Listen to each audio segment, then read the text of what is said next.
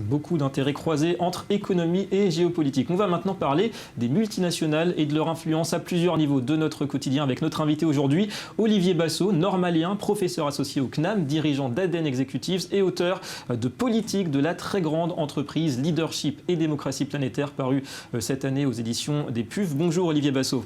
Bonjour, et bienvenue, merci d'être avec nous. On va donc parler avec vous de vos recherches sur l'influence des grandes sociétés multinationales. On parle donc de leaders incontestés dans leur domaine. D'abord, pour que tout le monde se comprenne, on parle donc de très grandes entreprises. Ce concept, ça passe d'abord par des notions purement économiques, le chiffre d'affaires, la valorisation en bourse aussi. Alors, il y a trois grands paramètres, il y a trois grandes dimensions. Il y a la première qui est la taille, la seconde qui est leur caractère transnational, elles ne sont pas limitées à un seul pays, et puis la troisième, c'est tout ce qui touche à leur cotation en bourse en fait. Donc sur le premier, quelques chiffres peut-être pour donner une idée.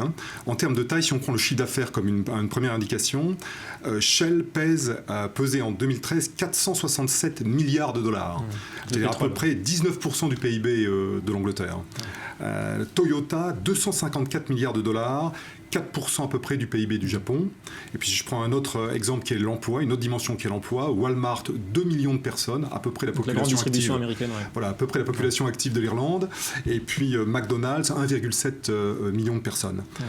Pour ce qui est de deuxième élément qui touche à tout ce qui concerne leur caractère transnational, les grandes entreprises, ces très grandes entreprises en fait, fonctionnent presque comme des jeux de Lego maintenant. Donc leur territoire, c'est le monde. Elles posent leurs usines, leurs centres de recherche et développement, et elles font leur siège social aussi. Leur siège social, tout à fait.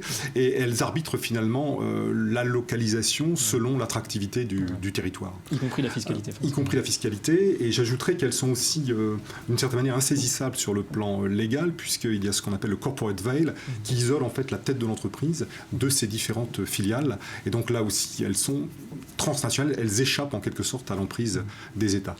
Alors, troisième dimension peut-être, oui, je vous en prie. Tout ce qui touche à la cotation en bourse. En fait, leur particularité, c'est d'être soumise à ce que j'appellerais la souveraineté de l'actionnaire, c'est-à-dire le devoir de créer de la valeur pour l'actionnaire. Et depuis 20 ans, le management de ces très grandes entreprises s'est beaucoup financiarisé, la cotation en bourse étant très souvent le principe de pilotage, d'où un certain nombre de difficultés. Alors de là, on en arrive à la puissance de ces groupes. De quelle manière est-ce qu'elle s'exprime ? Bien au-delà, on aura compris, du monde de la finance purement. Ça, c'est du management, c'est de la société tout simplement, tout à fait. Sociale. Ouais, prenons un symbole qui est Davos. Ce qui est très intéressant, c'est qu'à Davos, on trouve à la fois des hommes politiques, des présidents de grands pays, et puis des présidents de très grandes entreprises.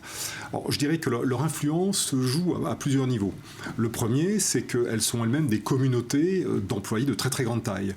Et d'ailleurs, elles ont eu un effet très bénéfique en rapprochant un grand nombre de personnes et en faisant travailler des personnes ensemble. Donc là, de par la culture même d'entreprise qu'elles diffusent, elles ont un premier impact très important sur le comportement de ces personnes. Le deuxième, c'est qu'en amont, j'allais dire, de toutes les grandes décisions qui sont prises sur le plan mondial, sur la santé, sur la faim dans le monde, sur l'environnement, ces très grandes entreprises participent à ce qu'on appelle aujourd'hui la gouvernance du monde. Elles sont consultées. Elles sont consultées, et j'irais même plus que là, elles sont, si vous voulez, partie prenante, au sens où, dans la préparation de toutes ces décisions, elles peuvent apporter des éléments très importants en termes de documentation, d'études, etc., parce qu'elles ont une puissance d'action très forte.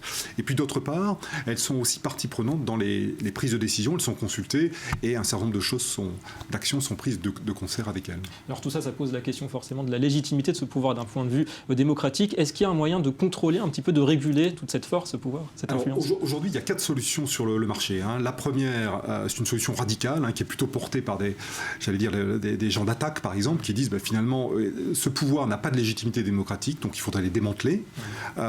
Solution que je mets de côté parce que je crois vraiment qu'il y a, on y reviendra j'espère, un apport réel de ces très grandes entreprises. Deuxième option qui est celle de dire il peut y avoir une régulation gouvernementale, internationale.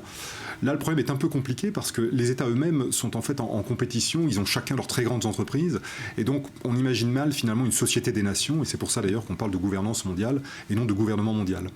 Troisième possibilité, finalement laisser ces très grandes entreprises à une approche plus d'autodiscipline, de bonne conduite.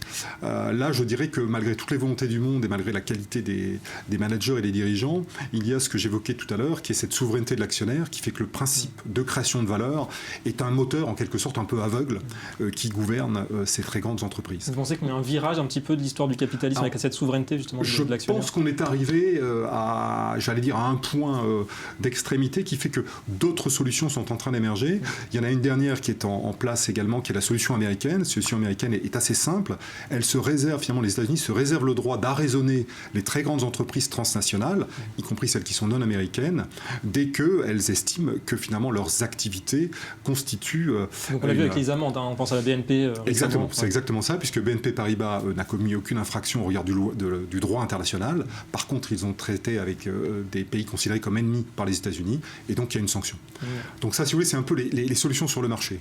Et vous préconisez la dernière? Alors je préconise une cinquième solution pour ma part, qui est une solution plus démocratique, qui est de redonner aux composants de l'entreprise, les actionnaires, les dirigeants et les salariés, le fait de pouvoir construire un projet commun. Plus de coopération. Merci beaucoup Olivier Basso d'être venu sur ce plateau. Et on passe tout de suite au Media Watch.